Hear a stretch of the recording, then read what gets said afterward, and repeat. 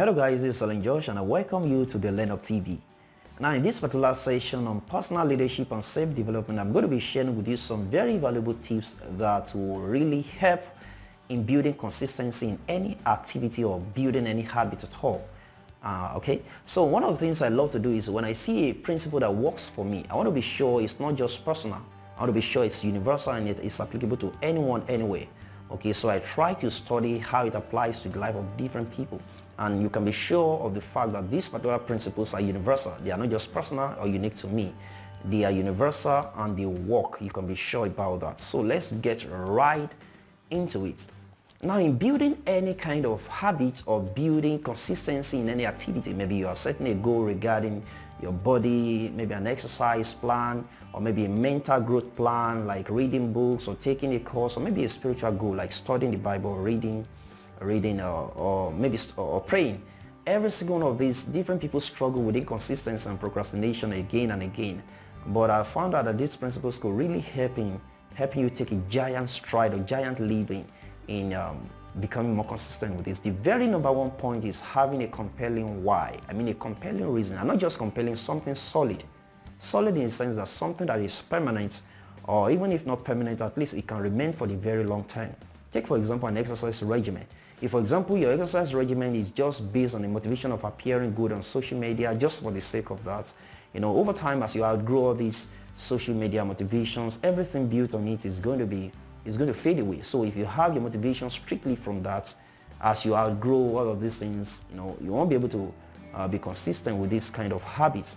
Okay, but if you have some other motivations, maybe for business purpose, in order to appear well to your clients or to your audience, those are solid motivation and they are compelling. Or maybe some other reasons, you understand that you are on earth for God's plan and purposes for your life, and in order to remain on this earth, your number one ticket is to stay alive. In order to stay alive for the long haul, you need to pay attention to your health, your diet, your exercise, right? So you understand that that is compelling and that is solid. Or maybe you think about your family, you love your family and you want to remain with them for the long time. You want to take care of your body. You don't want to appear weak and just senile at 60. You don't want to be like that. So you want to take care of your health long before then, so that by 50, 60, 70, you are still agile enough to to enjoy your family, your children, your wife, just your family. Or maybe you have some other reasons, so you're thinking about the labor of your hands, you want to eat the fruit of your labor for the long haul. It's not as if you've worked so hard and then you are getting to 50 and they say you shouldn't eat this, you shouldn't eat that because you are weak already and you are battling with some health concerns. So you want to take care of your health right from an early age, and that may motivate your exercise regimen or your diet or your dieting.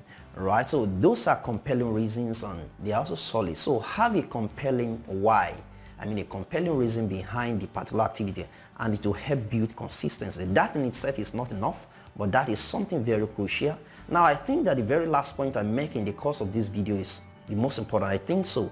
Okay, but of course all the points leading into that are more like foundations, and they are very important also in order to build consistency in any activity. So the number 2 point is energy conservation, or maybe you call it energy management. This is something I had to learn, maybe early enough, I think.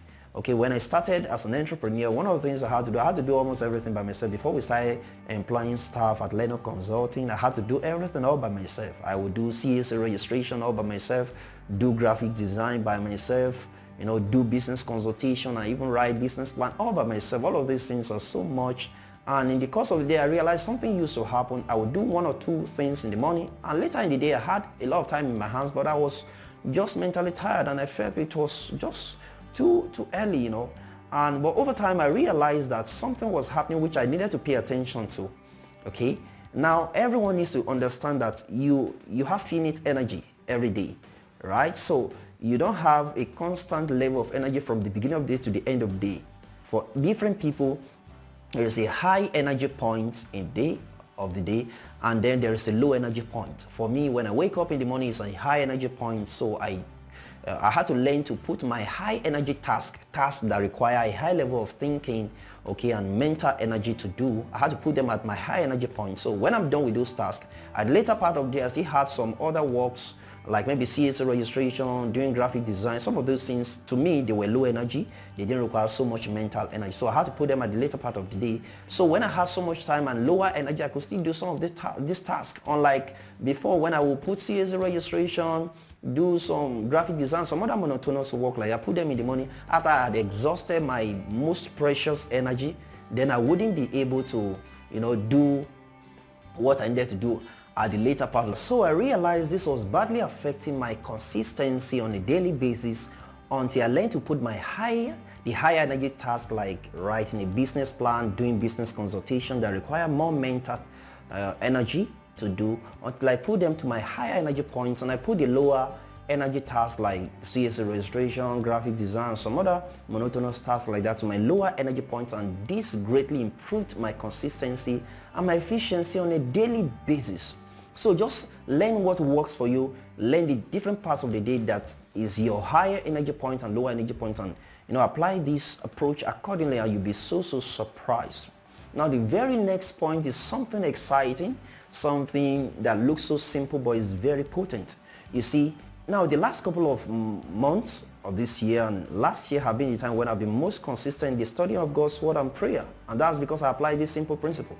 Now, I don't have a problem with having a compelling why as to studying of God's word or prayer. I have enough reason why I should, I know.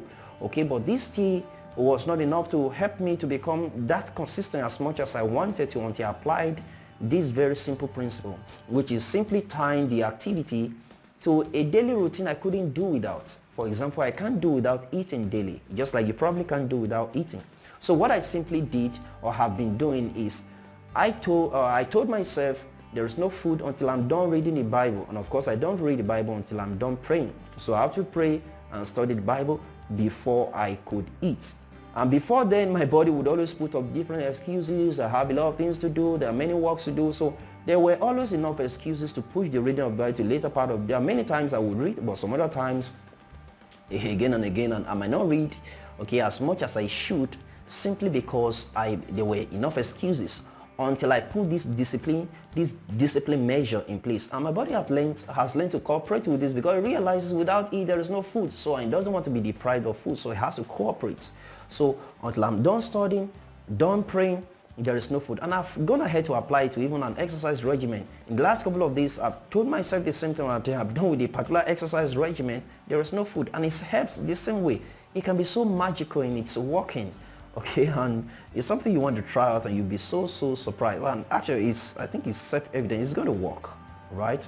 Now, the very next point, which is very similar to the one I just finished sharing, but a little different, is tying the activity you want to be consistent in to a particular source of pleasure. Now, I applied this many years ago, and I would love to share that particular example. When I was in secondary school, I used to like watching movies, and many people wonder how I was reading and then watching movies, and I was good. I mean, in my academics, and I was still watching movies, and people didn't really understand what was happening. But what was going through my mind was, I knew I liked to watch movies. We had a satellite at home, so I knew when those movies were going to be shared. So I would just tell myself, until I'm done reading, there is no movie. So I had to quickly read those books, a particular volume that I set for myself, a particular length of time, and when I'm done, I'm fit for the movie. So the movie turned out to be a source of reward for a job well done. And you can apply it in any way. Whatsoever you think is a source of pleasure. Maybe you like eating out in a restaurant. You tell yourself, until you've done so and so thing, you're not going to eat at a restaurant. And if you successfully do it, you go ahead to eat whatever you want to eat, just as a source of reward, right? So that is a principle that work tremendously.